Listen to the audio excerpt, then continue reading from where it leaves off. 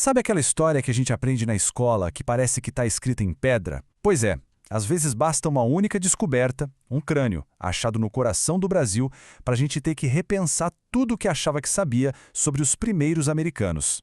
A pergunta parece simples, né? Quem foram os pioneiros da Américas? Mas olha, a resposta para isso é um dos maiores quebra-cabeças da ciência. E já adianto, ela não é nada óbvia. E bem no centro de todo esse debate está ela, uma figura misteriosa, um rosto que foi reconstruído a partir de um crânio antiguíssimo encontrado aqui no Brasil. Um rosto que simplesmente não se encaixa na história que todo mundo contava. O nome dela é Luzia. Então, vamos começar por ela. Porque a descoberta da Luzia não foi só mais um achado arqueológico, não. Foi uma verdadeira anomalia. Uma peça fora do lugar que forçou a ciência a questionar teorias que já estavam super consolidadas. Vamos aos fatos, então. Luzia é, nada mais nada menos, que o fóssil humano mais antigo de toda a América do Sul. Ela foi encontrada lá em Lagoa Santa, em Minas Gerais, e viveu há cerca de 13 mil anos. Mas o ponto que realmente abalou as estruturas da ciência foi este: a morfologia do crânio dela. Ele tinha traços que os cientistas chamam de negroide, sabe? Pensa num formato mais parecido com o de populações africanas ou de aborígenes australianos. Era algo completamente diferente da morfologia mongoloide, típica dos povos indígenas que a gente conhece hoje. A simples existência da Luzia com esse rosto tão diferente foi um confronto direto com a teoria que dominava tudo na época. Uma teoria que parecia ter todas as respostas, conhecida como o modelo Clovis First.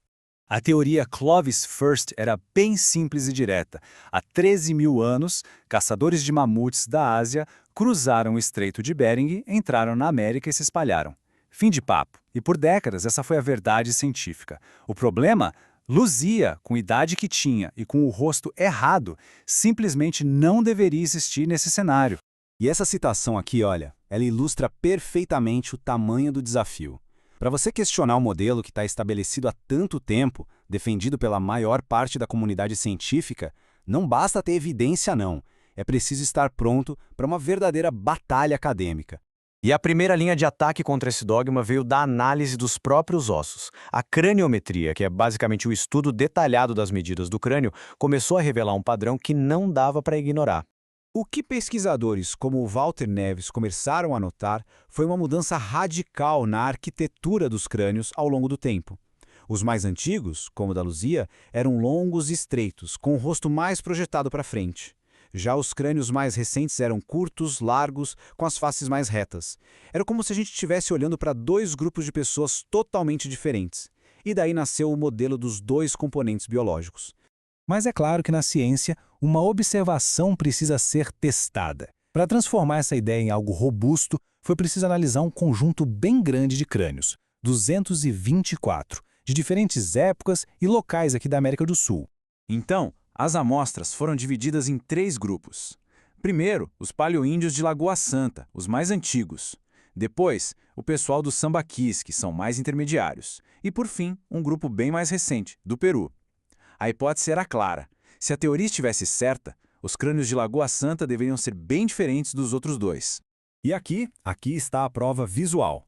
Cada pontinho nesse gráfico representa um crânio. Reparem como os pontos pretos, que são os crânios antigos de Lagoa Santa, ficam todos agrupados do lado esquerdo, enquanto os outros símbolos, dos grupos mais novos, se juntam lá do lado direito.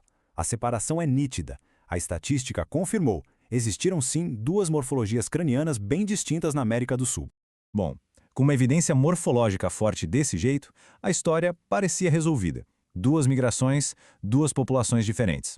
Acabou. Mas, na ciência, as coisas raramente são tão simples assim.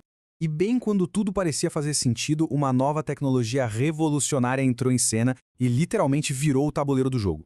A análise de DNA antigo. O que os ossos contavam de um jeito, os genes contariam de outro. Um jeito completamente diferente. Os geneticistas, ao analisarem o DNA de populações indígenas de toda a América, de norte a sul, chegaram a uma conclusão impressionante. Eles encontraram marcadores genéticos em comum que apontavam para uma única população ancestral, que veio da Ásia em uma única grande onda de migração.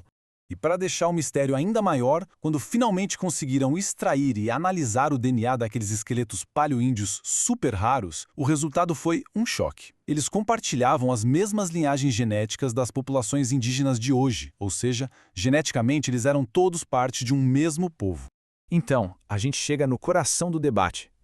Como é possível conciliar duas linhas de evidência tão fortes e que, aparentemente, se contradizem tanto? Como a gente monta esse quebra-cabeça? Então, o paradoxo é esse. Os crânios gritam duas populações, enquanto o DNA sussurra uma só. E as duas evidências são robustas, são fortes. Como isso é possível? A ciência, então, propõe alguns cenários para tentar explicar isso. O primeiro é a evolução local. Ou seja, talvez a mudança no formato do crânio tenha acontecido aqui mesmo, nas Américas, ao longo de milhares de anos. Uma segunda hipótese é a da evolução independente. Imagina que o formato do crânio é como a carroceria de um carro, que pode mudar rápido para se adaptar ao ambiente, ao clima, à comida. Já o DNA é o chassi, que continua muito mais estável. As duas coisas evoluem em ritmos diferentes. E em 2018, uma peça decisiva foi adicionada a essa história. Um estudo de DNA de outros fósseis lá de Lagoa Santa, da mesma época da Luzia, mostrou que eles compartilham, sim, a mesma ancestralidade genética de todos os povos indígenas americanos. Isso pesou muito a balança para o lado da teoria da migração única. Geneticamente, o povo da Luzia e os indígenas de hoje são parentes. O mistério que continua é por que os rostos deles eram tão diferentes. E tudo isso nos leva à grande lição por trás da história da Luzia. A ciência não é um livro de fatos que nunca mudam, mas sim um processo dinâmico de descoberta. E cada novo fóssil, cada nova técnica, pode nos forçar a reescrever o que a gente achava que sabia. A saga da Luzia nos ensina que a história humana é muito mais complexa e surpreendente do que a gente imagina. E ela nos obriga a perguntar quantas outras Luzias não estão por aí, enterradas, esperando para serem encontradas e, quem sabe, redefinir mais uma vez quem nós pensamos que somos.